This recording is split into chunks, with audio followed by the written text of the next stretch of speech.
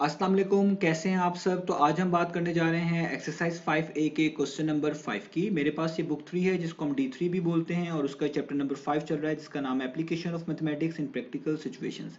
इस चैप्टर से रिलेटेड बहुत सा कंटेंट मैं अपने चैनल पर अपलोड कर चुका हूँ। मैंने इस चैप्टर के नेम से एक सेपरेट प्लेलिस्ट बनाई भी है, उसका लिंक भी डिस्क्रिप्शन में दे दिया है। आप उस पर क्लिक करेंगे तो आपके सामने इस चैप्टर का जो है प्लेलिस्ट आपके सामने आ जाएगी और आपको सारा कंटेंट जो अभी तक मैंने अपलोड किया है वो सबका सब एक जगह पर ही मिल जाएगा।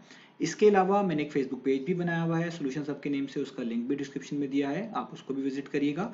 और अगर आपके कोई सजेशंस हो, कोई क्वेश्चंस हो, तो आप इस फेसबुक पेज के थ्रू, जिसका लिंक मैंने दिया हुआ है डिस्क्रिप्शन में, मुझ तक अपनी सजेशंस और अपने क्वेश्चंस को पहुंचा सकते हैं। इसके अलावा मैं आपको बताऊंगा, मेरे पास ये 7th एडिशन की बुक है जिसमें चैप्टर नंबर 5 है और उसका क्वेश्चन नंबर 5 आज हम करने जा रहे हैं। जैसा कि मैंने बताया, अगर आपके पास डिफरेंट एडिशन है इस बुक का, तो हो सकता है वहाँ पे चैप्टर नंबर 5 की जगह पे कोई डिफरेंट चैप्टर हो, लेकिन ओवरऑल डी सिलेबस में जहाँ पे भी आपको चैप्टर मिलेगा तो काफ़ी हद तक कंटेंट आपको सेम ही मिलेगा। तो काइंडली वो आप मैनेज कर लीजिएगा। तो आइए अब स्टार्ट करते हैं क्वेश्चन नंबर 5 को। इसकी स्टेटमेंट थोड़ी सी बड़ी है और ये क्वेश्चन थोड़ा सा कॉम्प्लिकेटेड है, थोड़ा सा कंफ्यूजिंग हो सकता है। तो मैं पहले कोशिश करूंगा हम इसकी स्टेटमेंट को अच्छे से समझें, फिर इसके सोल्यूशन को स्टार्ट करें। अगर आप जस्ट सोल्यूशन में इंटरेस्टेड हैं तो आप वीडियो को स्किप करके देख सकते हैं। तो आइए स्टार्ट करते हैं। मैं क्वेश्चन को रीड करने जा रहा हूँ। तो यहाँ पे लिखा हुआ है, Shirley buys a fax machine and sells it to Davy at a gain of 25% on the cost price. तो दो पर्सन हैं जिनका जिक्र यहाँ पे आ रहा है, एक है शर्ली और एक है डेवी। तो शर्ली ने एक बेसिकली फैक्स मशीन खरीदी और वो फैक्स मशीन खरीदने के बाद उसको बेच दिया, उसको सेल कर दिया, किसको, डेवी को, एट अ गेन ऑफ 25%। और शर्ली को बेसिकली 25% का प्रॉफिट हुआ ऑन द कॉस्ट प्राइस, उस प्राइस के ऊपर जिस पे शर्ली ने खुद ये फैक्स मशीन खरीदी थी। यानी शर्ली ने जो कॉस्ट प्राइस पे की है, यानी मशीन को खरीदते वक्त जो उसने कॉस्ट प्राइस पे करी है, उस पे जब उसने उसको बेची है इस फैक्स मशीन को, डेवी को, तो उसको 25% का प्रॉफिट हुआ है, यहाँ तक बताया गया है। तो आगे चलें तो लिखा हुआ है, Davy then sells the fax machine to Amaira at a loss of 25% on the price at which she buys it from Shirley. तो डेवी ने ये फैक्स मशीन शर्ली से खरीदने के बाद आगे बेच दी और ये आगे एक नए पर्सन को बेची है जिसका नाम यहाँ पे आ रहा है अमायरा। और इस बार डेवी ने जब ये बेची है तो डेवी को शर्ली की तरह प्रॉफिट नहीं हुआ बल्कि उसको लॉस हुआ है। और कितना लॉस हुआ है, 25% on the price at which she buys it from Shirley. उसको 25% का नुकसान हुआ है उस कीमत पर जिस पे उसने ये खुद शर्ली से खरीदी थी। यानी शर्ली को 25% का फायदा हुआ है बेसिकली फैक्स मशीन के ऊपर, और अभी तक डेवी ने जब ये मशीन अमायरा को बेची है तो उसको 25% का नुकसान हुआ है उस कीमत के ऊपर जिस पे उसने खुद ये शर्ली से खरीदी थी।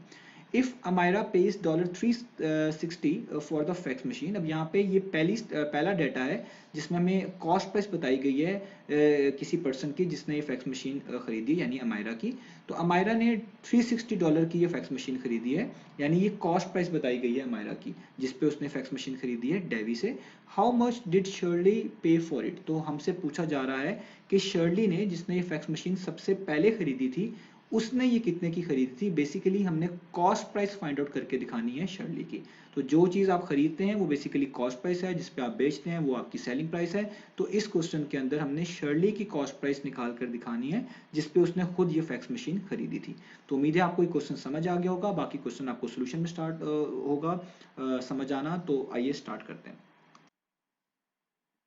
तो मैंने क्वेश्चन यहाँ पे दोबारा से लिख दिया है ताकि हमारे लिए आसान रहे। तो वर्ड प्रॉब्लम्स में जिस चीज़ के साथ चीज़ों को रिलेट किया जा रहा होता है या जो चीज़ कभी कभार फाइंड आउट करनी होती है, हम उसी को अक्सर सपोज भी कर लेते हैं। तो हम यहाँ पे भी इसी तरीके से करेंगे कि आप देखें शर्ली ने जितने की फैक्स मशीन खरीदी थी, ये इंपॉर्टेंट है क्योंकि उसके खरीदने के बाद ही उसने ये डेवी को बेची है और डेवी ने उससे आगे अमायरा को बेची है और ये सारी चेन इस तरह कनेक्ट हो रही है। तो हम सबसे पहले क्या करेंगे, शर्ली ने जितने की ये फैक्स मशीन खरीदी थी उस वैल्यू को लेट कर लेंगे। तो हम यहाँ पे लिख लेते हैं, लेट अस सपोज, हम इसको सपोज कर रहे हैं, let us suppose let the cost price, मैं कॉस्ट प्राइस को शॉर्ट करके लिख रहा हूँ सी डॉट पी, इसका मतलब कॉस्ट प्राइस है।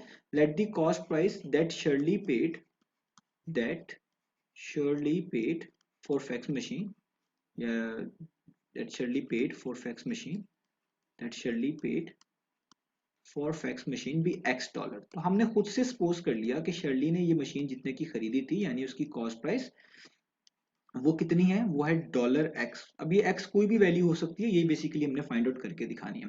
तो आगे शर्ली ने जब ये फैक्स मशीन खरीदी, जैसा मैं क्वेश्चन में समझा चुका हूं, उसने ये डेवी को बेच दी। और कितने प्रॉफिट पे बेची, 25% ऑन द कॉस्ट प्राइस। उसने ये बेसिकली 25% प्रॉफिट के ऊपर डेवी को बेच दी। तो कॉस्ट प्राइस तुम्हें पता चल गई शर्ली की। अब हम शर्ली की सेल प्राइस भी निकाल लेते हैं। तो हम यहाँ पे निकालते हैं S dot P. S dot P का मतलब है सेलिंग प्राइस ऑफ शर्ली, यानी शर्ली की सेलिंग प्राइस है ये, जो शर्ली ने ये फैक्स मशीन बेची है डेवी को। तो सेलिंग प्राइस कैसे आएगी, सेलिंग प्राइस होती है ओरिजिनल प्राइस प्लस प्रॉफिट। क्योंकि उससे प्रॉफिट हुआ है तो सेलिंग प्राइस निकालने का तरीका होगा वो वाली प्राइस जिस पे उसने खुद खरीदी थी, और उसमें ऐड कर दें उसका प्रॉफिट, क्योंकि उसको प्रॉफिट हुआ है तो वो जो प्राइस होगी फाइनल वो कहलाएगी सेलिंग प्राइस। तो हम यहाँ पे लिखेंगे सेलिंग प्राइस होगी डॉलर, यहाँ पे ब्रैकेट्स यूज करूंगा, ओरिजिनल वैल्यू यानी ओरिजिनल प्राइस यानी एक्स, और उसमें ऐड कर दें प्रॉफिट। प्रॉफिट कितना हुआ है, 25% ऑन द कॉस्ट प्राइस, यानी इस प्राइस का 25%। तो आपको इसमें ऐड करते वक्त इस प्राइस का 25% निकालना पड़ेगा, यानी एक्स का 25% निकालना पड़ेगा। तो उसको हम इस तरह लिखेंगे 25% ऑफ एक्स। ठीक है, अब इसको हम थोड़ा सा सॉल्व कर लेंगे ताकि चीजें हमारे लिए आसान रहें। तो डॉलर का सिंबल बाहर ही रखते हैं, यहाँ पे हम इसको लिख लेते हैं एक्स। 25% या कितना भी परसेंट किसी भी चीज का निकालना हो, हम उनको मल्टीप्लाई करते हैं और 100 से डिवाइड कर देते हैं। 25 को हम एक्स से करेंगे मल्टीप्लाई, तो ये हो जाएगा 25x, और इसको हम डिवाइड कर देंगे 100 के ऊपर। ठीक है, तो इसको हम फर्दर सॉल्व भी कर सकते हैं। 25 वन टाइम्स 25 होता है, 25 फोर टाइम्स क्या होता है 100। तो हमारे पास ये फाइनल वैल्यू कुछ इस तरह की बन जाएगी। यहाँ पे आएगा डॉलर का सिंबल, यहाँ पे आएगा x, इसके नीचे कुछ नहीं लिखा हुआ, मैं 1 लिख सकता हूँ, प्लस 1x लिख लें या सिंपल x लिख लें, एक ही मतलब है, और नीचे आ जाएगा 4 और ब्रैकेट क्लोज। अब आप इसका एलसीएम ले लें ताकि आपके लिए चीजें आसान रहे। तो 1 और 4 का एलसीएम होता है 4। आपको ये चीजें निकालनी आती हैं। तो जब एलसीएम लेते वक्त पहली फ्रैक्शन के नीचे अगर 1 आ जाए तो आपको पता है जो एलसीएम आया होता है उसको आप ऊपर वाली वैल्यू से मल्टीप्लाई कर देते हैं। तो एलसीएम आया हुआ है 4, तो इसको ऊपर वाली वैल्यू यानी x से आप कर देंगे मल्टीप्लाई, तो ये हो जाएगा 4x।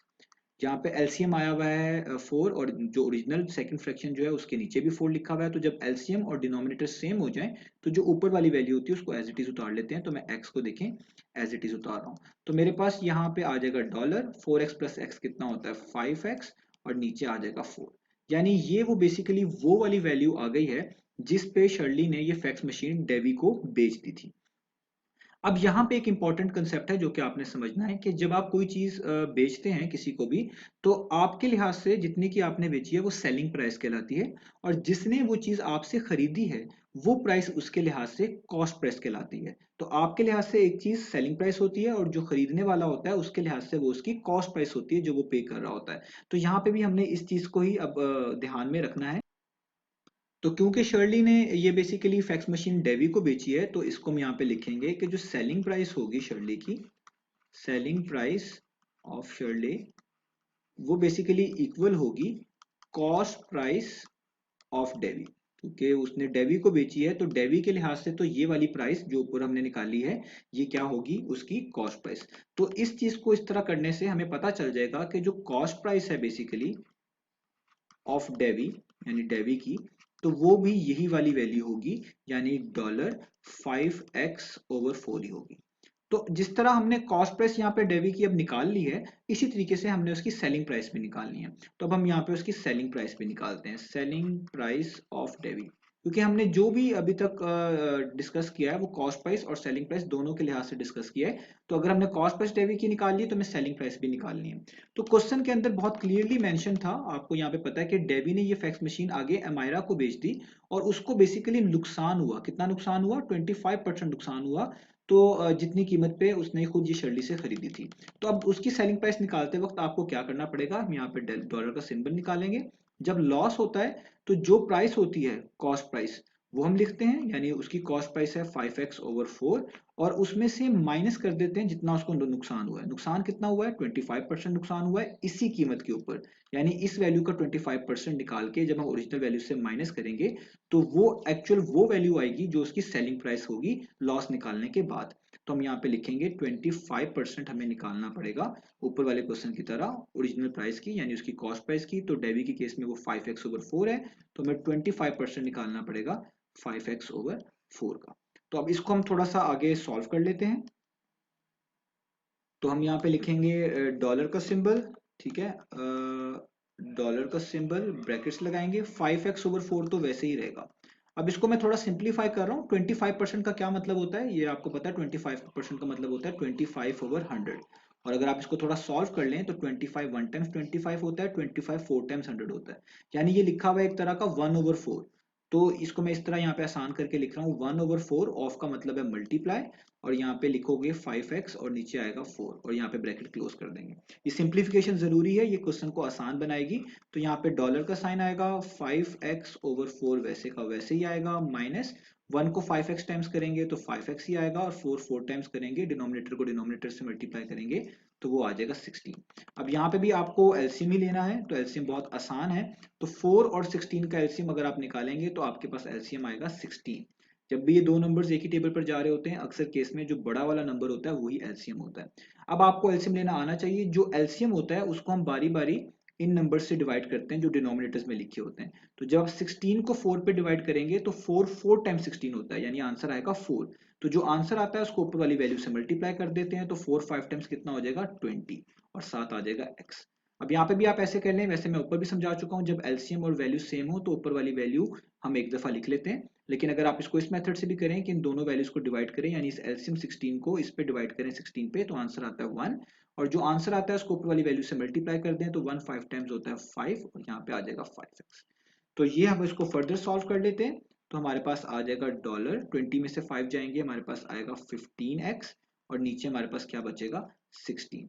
अब ये जो प्राइस है ये बेसिकली क्या है, ये प्राइस है सेलिंग प्राइस ऑफ डेवी। यानी डेवी ने ये मशीन जो है फैक्स मशीन आगे अमायरा को बेच दी। जिस तरह के मैंने अभी आपको बताया कि जब कोई चीज कोई बेचता है तो वो उसके लिहाज से सेलिंग प्राइस होती है, और जो उसको खरीदता है उसके लिहाज से वो कॉस्ट प्राइस होती है। तो यहाँ भी ऊपर वाले पार्ट की तरह हम लिखेंगे कि जो सेलिंग प्राइस है डेवी की, ये बेसिकली क्या है, ये कॉस्ट प्राइस के इक्वल होगी किसकी, ऑफ अमायरा, क्योंकि डेवी ने आगे ये फैक्स मशीन अमायरा को बेची थी। तो डेवी की जो सेलिंग प्राइस है वो बेसिकली इक्वल हो जाएगी कॉस्ट प्राइस ऑफ अमायरा की। अब जो कॉस्ट प्राइस है अमायरा की वो भी हमें पता चल गई, वो कितनी है। कॉस्ट प्राइस ऑफ अमायरा वो है हमारे पास $15x/16। अब क्वेश्चन के अंदर यहाँ पे एक चीज हमें पहले से ही बताई हुई थी, वो ये बताई हुई थी कि अमायरा ने जितनी की ये फैक्स मशीन डेवी से खरीदी है वो $360 है। अगर आप क्वेश्चन में देखें तो वो पहले से मेंशन थी। तो हम इसलिए कॉस्ट प्राइस ऑफ अमायरा के नीचे लिख लेंगे $360, यानी वो प्राइस जिसपे उसने ये खरीदी थी, और ये भी वही प्राइस है, तो ये दोनों आपस में इक्वल ही होंगी। तो यहाँ पे मैं लिखूंगा $15x/16। अब हमने क्योंकि x की वैल्यू निकालनी है, क्योंकि हमने x को सपोज किया हुआ है कि ये शर्ली की कॉस्ट प्राइस है जो कि क्वेश्चन में रिक्वायर्ड है। ये जो 16 यहाँ पे डिवाइड हो रहा है, ये नेक्स्ट स्टेप में 360 से जाके क्या हो जाएगा मल्टीप्लाई। तो आप यहाँ पे लिख लें 360 मल्टीप्लाई बाय 16, और यहाँ पे जस्ट बचेगा $15x। ये भी आप डॉलर के साइन ना भी लगाएं तो भी ठीक है, ये जस्ट मैं यहाँ पे लगा रहा हूँ ताकि कोई कंफ्यूजन ना रहे कि ये हमारे पास अमाउंट है। तो 360 को जब आप 16 से मल्टीप्लाई करेंगे तो आपके पास आंसर आएगा 5760। तो आपके पास यहाँ पे आंसर आएगा 5760, और यहाँ पे जस्ट आपके पास बचा होगा $15x। ठीक है। तो हमारे पास अभी हम इस डॉलर को यहाँ पे नहीं यूज कर रहे, तो ये 15 जब यहाँ पे मल्टीप्लाई हो रहा है, यहाँ के क्या हो जाएगा डिवाइड, यानी 5760 से आपको यहाँ पे डिवाइड करना पड़ेगा, किसको, इस पे 15 पे डिवाइड करना पड़ेगा, क्योंकि 15 यहाँ पे x से मल्टीप्लाई हो रहा है तो यहाँ के डिवाइड होगा। तो यहाँ पे जस्ट बचेगा x। अब आपके पास 5760 को जब आप 15 पे डिवाइड करेंगे तो आपके पास आंसर आएगा 15 1 टाइम्स 15 होता है, और 15 को 384 से अगर हम मल्टीप्लाई करें तो वो 3760 होता है। तो हमारे पास यहाँ पे x का आंसर आ गया 384 से जब मल्टीप्लाई करें तो वो 5760 होता है। तो x का आंसर आ गया 384, और ये डॉलर्स में ही होगा क्योंकि हमने ऊपर x के साथ डॉलर लिखा हुआ है, तो ये वैल्यू जो है बेसिकली आपकी डॉलर्स में ही रिप्रेजेंट होगी। अब ये जो x की वैल्यू है ये आपने क्या थी, ये आप अगर देखें हमने क्वेश्चन के स्टार्ट में ही, मैं भी आपको दिखा देता हूँ, हमने इसको सपोज किया हुआ था कि ये कॉस्ट प्राइस है शर्ली की, यानी $x। तो यही हमने फाइंड आउट करके दिखानी थी, तो वो हमने फाइंड आउट कर ली है कि शर्ली की फिर कॉस्ट प्राइस कितनी बनी, वो बनी $384। तो ये क्वेश्चन हमने इस तरीके से सॉल्व करना था। उम्मीद है आपको समझ आई होगी। तो इंशाल्लाह नेक्स्ट वीडियो में मिलेंगे बाकी सॉल्यूशंस के साथ।